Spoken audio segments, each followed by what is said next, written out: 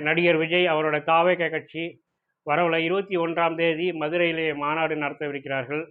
அந்த மாநாடு வந்து அவர் வந்து ஒரு சென்டிமெண்ட்டாக வந்து விஜயகாந்தின் பிறந்த நாளின் போது நடத்துகிற மாதிரி ஒரு ஐடியா வச்சுருந்தாரு.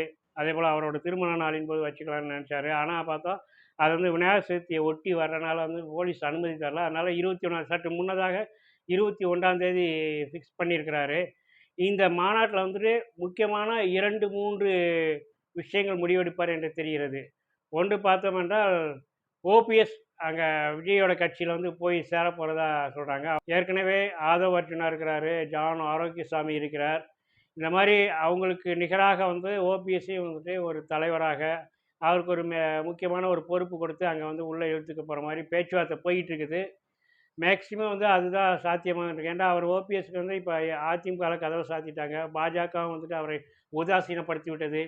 திமுகவில் சேர்ந்தோன்னா அவருக்கு வந்து ஒரு நெகட்டிவ் இமேஜ் தான் கிரியேட் ஆகும். இது ஏன்னா அதிமுகவில் இருக்க அதிமுகவின் தலைவராக இருந்தவர், 3 முறை முதல்வராக இருந்தவர் வந்து திடீர்னு திமுகவில் வந்து சேர்றது, அதுவும் வந்து தனிநபராக ஒரு கட்சியாகவும் இல்லாமல் சேர்றதுங்கிறப்ப வந்து அது நெகட்டிவாக பார்க்கப்படுங்கிறனால அவர் விஜய் கூட சேரலான்னு பார்க்குறாரு. விஜய் கூட சேர்றதுல அவருக்கு என்ன நெருடல்னா, அவர் வந்து இப்போ தான் கட்சி தொடங்கியிருக்கிறாரு.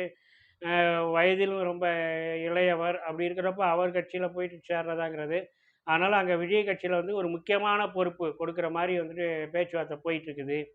ஏன்னா அது சாத்தியமாச்சுன்னா அவர் வந்து இந்த மாநாட்டில் அங்கே சேர்றதுக்காக இருக்கார்.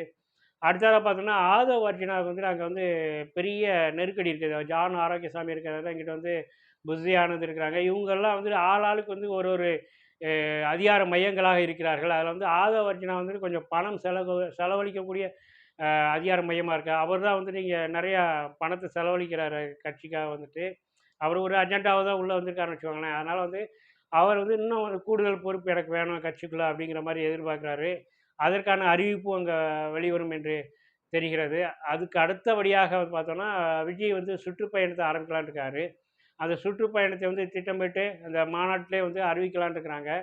அந்த சுற்றுப்பயணம் வந்து ரொம்ப ஒரு பாதுகாப்பான முறையில் இருக்கணும்னு பார்க்குறாங்க. அவர் வந்துட்டு மற்ற தலைவர்கள் போல் வந்துட்டு முழுக்க முழுக்க தமிழ்நாடு முழுக்க சுற்றுற மாதிரி இருக்காது. அவர் சுற்றுப்பயணத்தில் வந்துட்டு அந்த குறிப்பிட்ட நகரங்களில் மட்டுமே வந்துட்டு பொதுக்கூட்டங்கள் கலந்துக்கிட்டு மற்ற இடங்கள்லாம் வந்து அப்படியே கார்லேயே ட்ராவல் பண்ணுற மாதிரி இருக்கும். ஏன்னா விஜயை பொறுத்த வரைக்கும் அவர் நடைப்பயணம் போகிறதுல வந்துட்டு அவருக்கு வந்து அவ்வளோ தூரம் இன்ட்ரெஸ்ட் கிடையாது. மக்களை வந்து அப்படிலாம் சந்திக்கிறதில்ல.